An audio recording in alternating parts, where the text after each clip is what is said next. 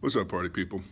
I'm going to show you this quick clip just to give you a little backstory and show you a little surprise that I saw, and then we'll get into it, all right? You can make this possible. Folks, 25-year-old Ahmaud Arbery jogging in Brunswick, Georgia on Sunday when he passed a man who was standing in his front yard. That man tells cops later that he looked like somebody who was involved in a string of break-ins in the neighborhood. Now, according to police, Gregory McMichael grabbed his gun, and his son, Travis McMichael, hopped into their truck to chase down this brother. They ended up shooting and killing him. But why aren't they in jail? How is it self-defense when the brother is jogging, minding his own business? Joining us right now is Lee Merritt. He is attorney for the family of the man. I tell you, boy. Lee Merritt does get around, don't he? He definitely gets around. All right. I just wanted to show y'all that clip because I was surprised to see Lee Merritt. Like, wow, really? Al Sharpton, boy. All right, whatever. Like, if he does good for the family, so be it. Like, if he did good for the Jefferson family, or if he did good for the John family, so be it. So, I ain't gonna knock him. Anywho, today we're talking about Ahmaud Arbery. A-H-M-U-M-A-U-D. A-H-M-A-U-D. Arbery. A-R-B-E-R-Y. He was a 25-year-old Glenn County resident, avid jogger, and he was shot while jogging through the Scintilla Shores neighborhood on February 23rd, a little after 1 p.m.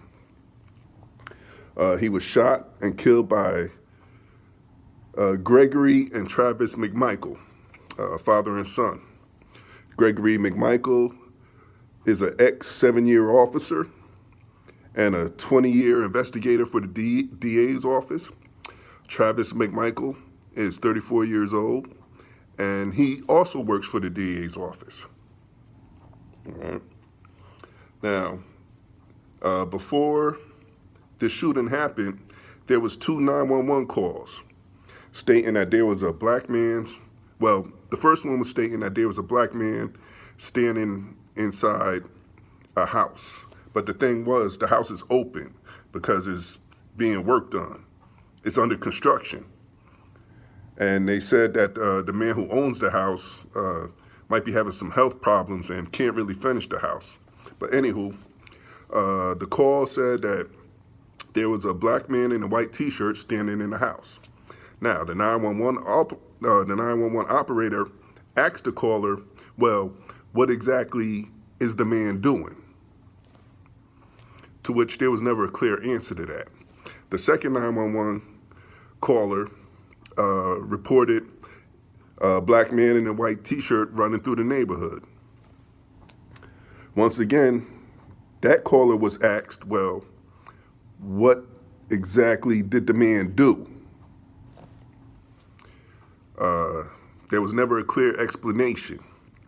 So far, they have one call saying that there's a black man in a white t-shirt standing in a house that's being worked on. And the second call was a black man in a white t-shirt running through the Scintilla Shores neighborhood. And like Roland said, Ahmaud jogged past Gregory McMichael, who was standing in front of his yard. Gregory McMichael said that Ahmaud resembled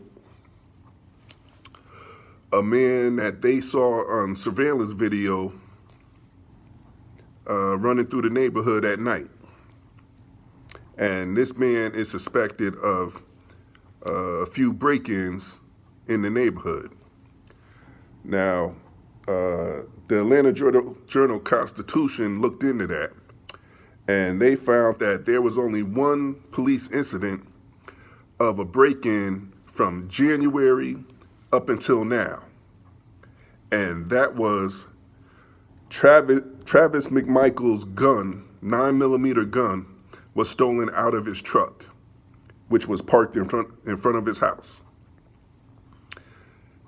As far as the police department is concerned, that's the only incident of a break-in that happened this year in that neighborhood. Travis McMichael's 9mm gun was stolen out of his truck.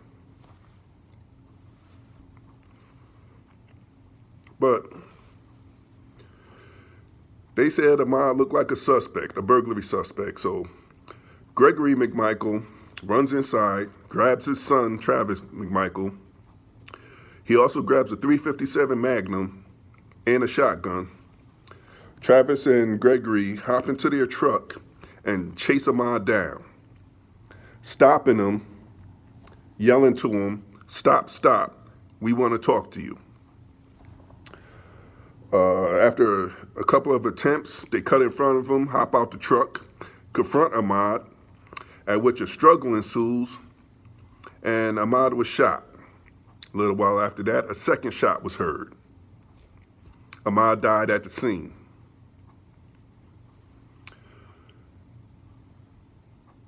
This case was brought to the Glenn County's DA's office, to a Mr. George E. Barnhill.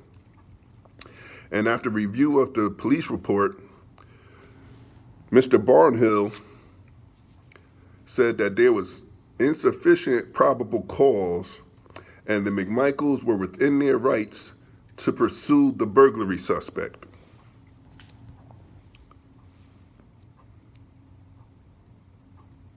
He also said, or Barnhill also argued, that if Ahmaud attacked Travis, Travis had the right to use deadly force under Georgia law. Now, for a citizen's arrest, here's Georgia's law. A private citizen may arrest an offender if the offense is committed in his presence or within his immediate knowledge.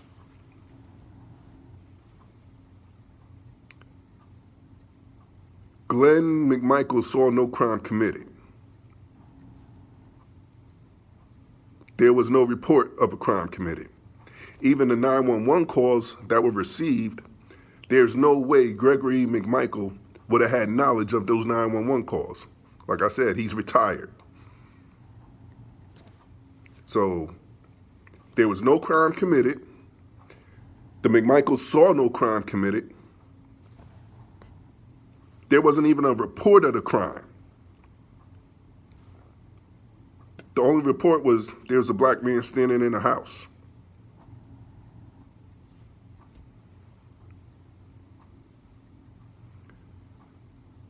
But he had the right to chase down a burglary suspect and shoot him and kill him. All right, to go a little bit further. Like I said, that case was handed to George E. Barnhill, but he had to recuse himself because the Arbery family saw that there was a conflict because the McMichaels work for the DA's office. So they passed the case off to another DA in another county. Of course, she had to recuse herself because she is also friends with the McMichaels. I think Gregory McMichael worked in her office for those 20 years. So then the case was brought to a third DA, Tom Durden. And now the case is in his hands, and he's supposed to be looking at it. But as of right now, there is no investigation. There was no arrests. And like I said, this shooting happened February 23rd. We're going into May. Wasn't even an investigation. No arrest was made. Now, because of this whole COVID-19 thing going on, the family feels that the Glenn County Police Department is trying to keep this quiet and pretty much sweep it up under the rug and just let it go. No harm, no foul, I guess. But like once again, because of this virus, there's only so much the family can do. They can't really protest. They can't really have any gatherings.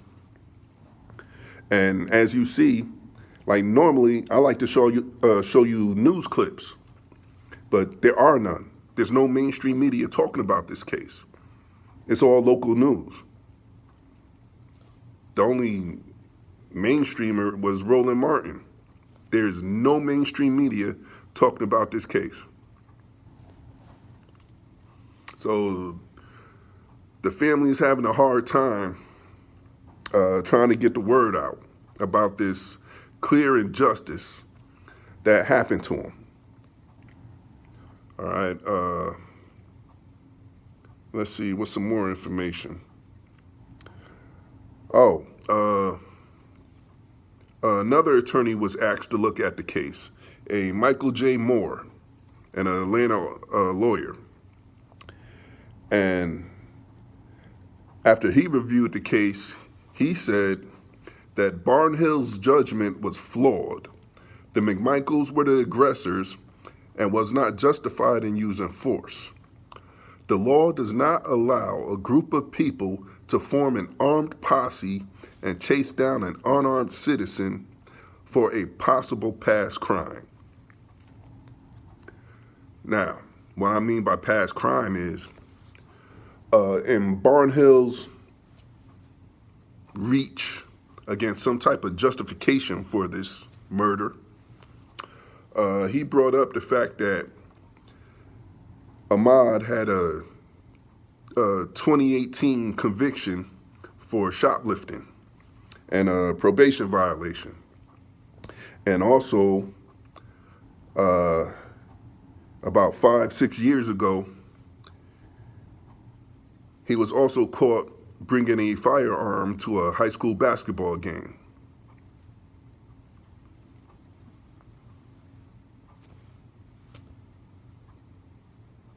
But let me remind you, at the time, February 23rd, when Ahmaud was killed, there was no crime committed, nor was there a report of a crime committed. The cause was made pretty much because there was a black man in the neighborhood. And Gregory McMichael saw a black man running. Now, for Barnhill to say that it was self-defense, just citizen's arrest, let's take race out of it, all right? Even though the McMichaels are white, Ahmaud was black, Satilla Shores is a predominantly white neighborhood, but let's just take the race out. Let's say one day you're just going for your regular jog, something that you normally do. And as you're jogging, there's two people yelling at you, trying to cut you off and stop you. So when you do stop and they do get out the truck, they're armed and they're confronting you. Of course, you're going to look at that and feel that your life is in danger, that your life is being threatened. But these two armed individuals confront you, struggle with you, shoot you and kill you, and claim self-defense.